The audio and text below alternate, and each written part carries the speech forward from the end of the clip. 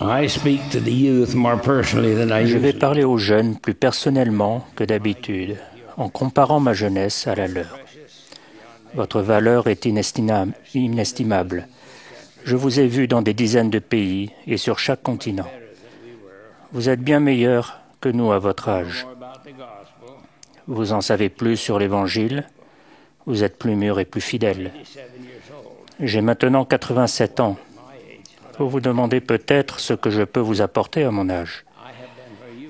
J'ai été là où vous êtes et je sais où vous allez. Mais vous n'avez pas encore été là où je suis. Je cite quelques vers classiques. Le vieux corbeau commence à ralentir. Ce n'est pas le cas du jeune corbeau. Ce que le jeune corbeau ne sait pas, le vieux corbeau le connaît bien.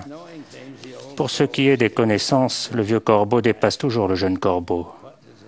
Qu'est-ce que le vieux corbeau lent ne sait pas? Comment aller plus vite? Le jeune corbeau vole au-dessus, en dessous et autour du vieux corbeau lent. Qu'est-ce que le jeune corbeau rapide ne sait pas?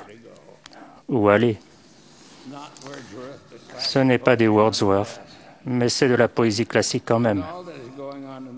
Avec tout ce qui se passe dans le monde, avec la dégradation des valeurs morales, vous, mes jeunes amis, grandissez en territoire ennemi. Les Écritures nous apprennent qu'il y a une guerre dans les cieux, que Lucifer s'est rebellé et que ses partisans et lui ont été précipités sur la terre. Il est décidé à contrecarrer le plan de notre Père céleste et cherche à être maître de l'esprit et des actions de chacun. Son influence est spirituelle et il est de tous côtés dans le pays. Mais malgré l'opposition, les épreuves et les tentations, nous n'avons pas à faiblir ni à craindre. À 17 ans, quand j'étais sur le point de terminer mes études, l'enseignement secondaire, et que je me considérais comme un élève moyen avec quelques handicaps, tout s'est écroulé autour de nous, un dimanche matin. Le lendemain, on nous a demandé de nous réunir dans la grande salle de l'école. Sur l'estrade se trouvait une chaise sur laquelle était posée une petite radio. Le proviseur l'a allumée. Nous avons alors entendu la voix de Franklin Delano Roosevelt annoncer que Pearl Harbor avait été bombardé. Les États-Unis étaient en guerre contre le Japon. Plus tard, la scène s'est répétée. De nouveau, nous avons entendu la voix du président Roosevelt. Cette voix annonçait que notre pays était en guerre contre l'Allemagne. La Deuxième Guerre mondiale avait éclaté dans le monde entier. Tout à coup, notre avenir était incertain. Nous ne savions pas ce qui nous attendait. Vivrions-nous assez longtemps pour nous marier et fonder une famille? Aujourd'hui, il y a des guerres et des bruits de guerre et toute la terre est en tumulte. Vous, nos jeunes, vous ressentez peut-être de l'incertitude et de l'insécurité.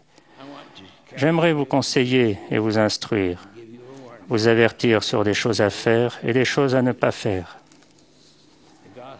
Le plan de l'Évangile est le grand plan du bonheur.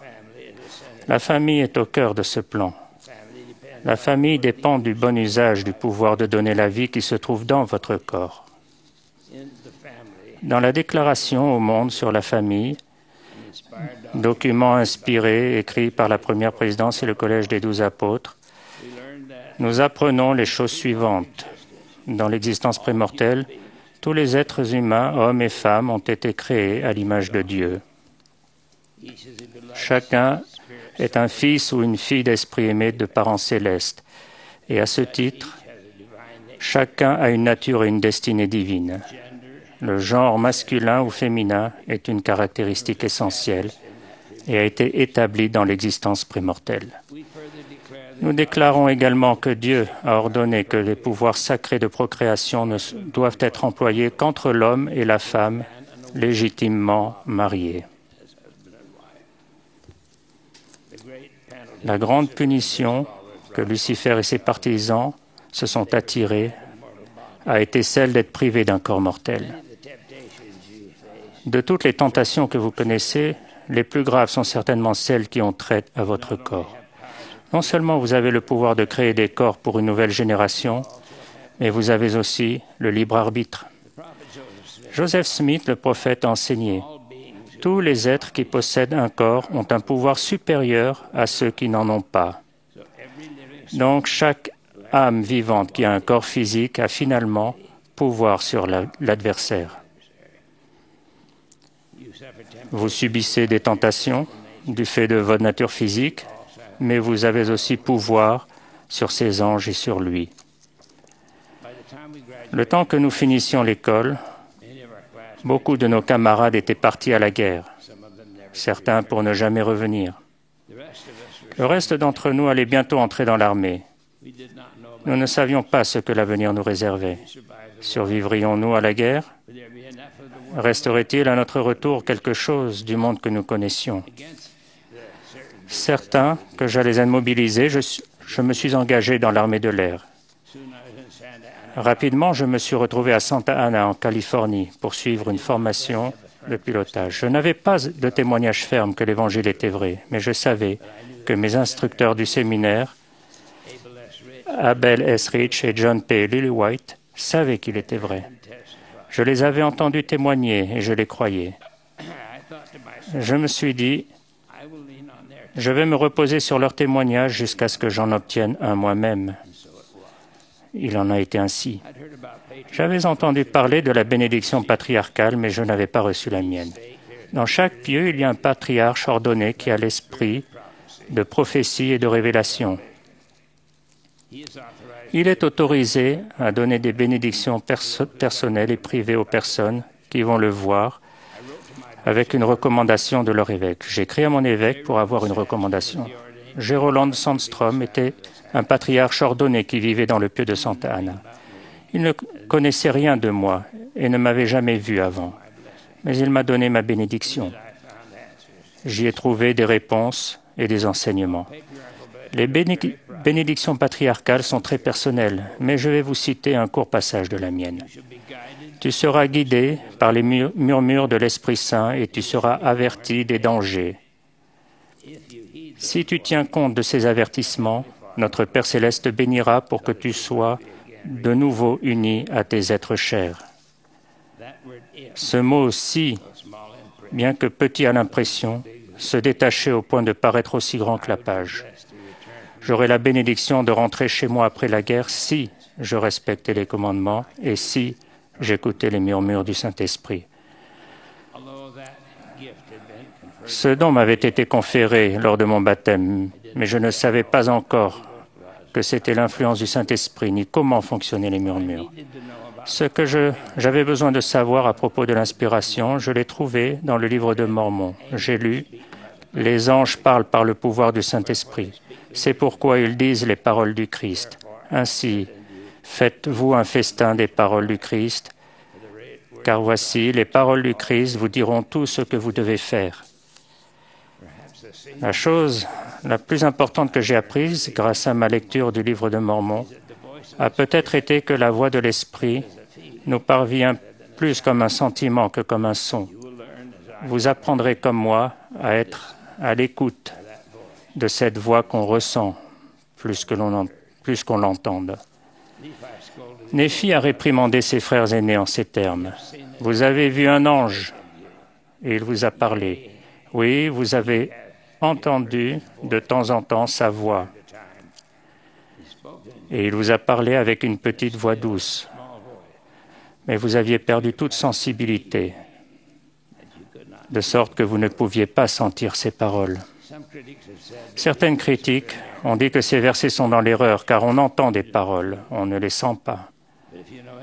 Mais si vous y connaissez si peu que ce soit en matière de communication spirituelle, vous savez que le meilleur terme pour décrire ce qui se produit est le mot « sentir ». Si vous y consentez, le don du Saint-Esprit vous guidera et vous protégera et corrigera même vos actions. C'est une voix spirituelle qui vient à l'esprit comme une pensée ou un sentiment placé dans votre cœur. Le prophète Énos a dit « La voix du Seigneur parvient encore à mon esprit. » Et le Seigneur a dit à Oliver Cowdery « Voici, je te le dirai dans ton esprit et dans ton cœur par le Saint-Esprit qui viendra sur toi. » Il n'est pas attendu de vous que vous meniez votre vie sans commettre de fautes. Mais vous ne commettrez pas de grandes fautes sans avoir d'abord été avertis par les murmures du Saint-Esprit. Cette promesse s'applique à tous les membres de l'Église. Certains commettront de très graves fautes et transgressions et transgresseront les lois de l'Évangile. C'est le moment de vous rappeler l'expiation, le repentir et le pardon complet au point de redevenir pur. Le Seigneur a dit, « Celui qui s'est repenti de ses péchés est pardonné, et moi, le Seigneur, je ne m'en souviens plus. » Je vous rappelle que si l'adversaire parvenait à vous capturer à cause d'une mauvaise conduite, vous détiendriez la clé qui permet d'ouvrir la porte de la prison de l'intérieur. Vous pouvez être lavé par le sacrifice expiatoire du Sauveur Jésus-Christ. Il se peut que dans les ennuis, vous pensiez que vous ne valez pas la peine d'être sauvé parce que vous avez commis des fautes grandes ou petites et que vous êtes maintenant perdu. Ce n'est jamais vrai. Seul le repentir peut guérir les blessures, mais le repentir peut guérir les blessures, quelles qu'elles soient. Si vous êtes en train de glisser vers ce vers quoi vous ne devriez pas aller, ou si vous fréquentez des personnes qui vous attirent dans la mauvaise direction, il est temps d'affirmer votre indépendance, votre libre arbitre. Écoutez la voix de l'Esprit et vous ne vous égarerez pas. Je répète que les jeunes d'aujourd'hui sont élevés en territoire ennemi, dans une atmosphère de déclin des valeurs morales. Mais en ma qualité de serviteur du Seigneur, je vous promets que vous serez protégés des attaques de l'adversaire si vous êtes attentifs au chuchotement du Saint-Esprit. Habillez-vous avec pudeur, parlez avec révérence, et écoutez de la musique édifiante. Évitez toute immoralité et toute pratique dégradante personnellement. Prenez le contrôle de votre vie et enjoignez-vous d'être vaillant, parce que nous comptons tant sur vous. Vous serez remarquablement bénis. Vous n'êtes jamais loin des yeux de votre Père céleste aimant. La force de mon témoignage a changé depuis le temps où je ressentais le besoin de m'appuyer sur le témoignage de mes instructeurs du séminaire. Aujourd'hui, je m'appuie sur les autres quand je marche, à cause de mon âge et de la polio, mais pas à cause des doutes concernant les choses spirituelles. J'ai appris à croire, comprendre et connaître les vérités précieuses de l'Évangile et du Seigneur et du Sauveur Jésus-Christ. Moi qui suis l'un de ces témoins spéciaux, je témoigne que l'issue de cette bataille qui a commencé dans la vie prémortelle ne fait pas de doute. Lucifer va perdre. Tout à l'heure, nous avons parlé de corbeaux. Vous, les jeunes corbeaux, vous n'avez pas besoin de voler ça et là sans but, ne sachant pas vraiment quelle direction prendre. Il y en a qui connaissent le chemin, car le Seigneur, l'Éternel, ne fait rien sans avoir révélé son secret à ses serviteurs, les prophètes. Le Seigneur a organisé son Église sur le principe des clés et des conseils. À la tête de l'Église siègent 15 hommes soutenus comme prophètes voyants et révélateurs. Chaque membre de la première présidence et du collège des 12 apôtres détient toutes les clés de la prêtrise nécessaires à la direction de l'Église. Le doyen des apôtres est prophète. Thomas S. Monson est le seul autorisé à exercer toutes ces clés. Les Écritures prévoient que la première présidence et le collège des 12 œuvrent en conseil et que les décisions de ces conseils soient unanimes. Et il en est ainsi. Nous avons confiance que le Seigneur tracera le chemin et nous cherchons seulement à faire sa volonté. Nous savons qu'il a placé une grande confiance en nous, individuellement et collectivement. Vous devez apprendre à vous confier en l'Éternel de tout votre cœur et à ne pas vous appuyer sur votre sagesse.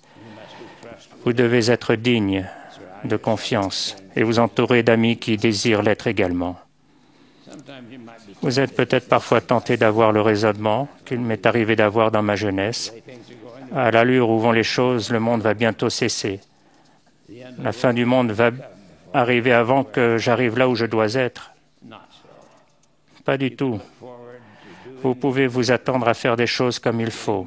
Vous marier, fonder une famille, voir vos enfants et vos petits-enfants et peut-être même vos arrière-petits-enfants. Si vous suivez ces principes, vous serez protégés. Et grâce au murmure du Saint-Esprit, vous saurez vous-même où aller.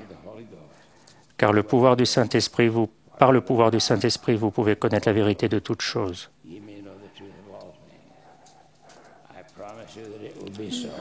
Je vous promets qu'il en sera ainsi. Vous, notre précieuse jeunesse, au nom de Jésus-Christ. Amen.